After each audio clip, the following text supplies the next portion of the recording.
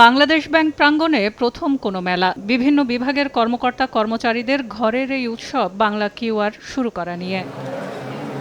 Deputy governor থেকে শুরু করে সবাই কেনাকাটা করছেন কাগজবিহীন এক কিউআর ব্যবহার করে। যে কোনো অঙ্কের টাকা লেনদেন করতে পারায় খুচরো পয়সা মেলানোর কোনো ঝামেলা নেই। সময় কম লেগেছে, অনলাইনের মাধ্যমে কেনাকাটা করা যায়, এটা তো আমাদের কাছে অনেক হেল্পফুল। টাকা ছাড়া আমি কি কার্ডে কিনলাম, এটাই আমার বর্তমান ভালো লাগতেছে। খুচরা টাকা লেনদেনের যে একটা সময় লাগে, এই সময়টা অ্যাকচুয়ালি সাশ্রয় হচ্ছে।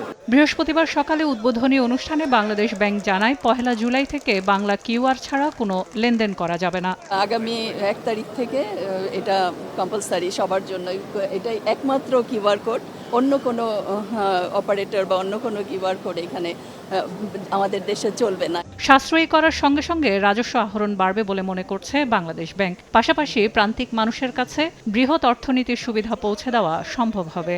তাই আজ শুধু আমি নই, সবাই জানে সাদার আরেক নাম first wash detergent powder. Everything digital সিস্টেমে হবে, তখন মানি কিন্তু মানুষ ডিজিটাল ওয়ালেটে রাখতে হবে।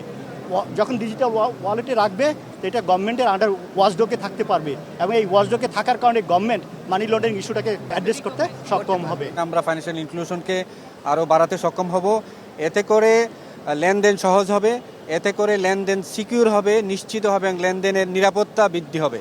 এরই মধ্যে স্কুল, কলেজ, বিশ্ববিদ্যালয়ের মতো সকল শিক্ষা প্রতিষ্ঠানে বেতন, ফি লেনদেন, সরকারি বেসরকারি হাসপাতালের স্বাস্থ্যসেবায় যে কোনো খরচ, ব্যবসা পরিচালনায় নতুন ট্রেড লাইসেন্স গ্রহণ ও পুরনো ট্রেড লাইসেন্স নবায়নে বাংলা কিউআর বাধ্যতামূলক করার নির্দেশনা দিয়েছে কেন্দ্রীয় ব্যাংক। সিলিয়া সুলতানা, সময় সংবাদ, ঢাকা।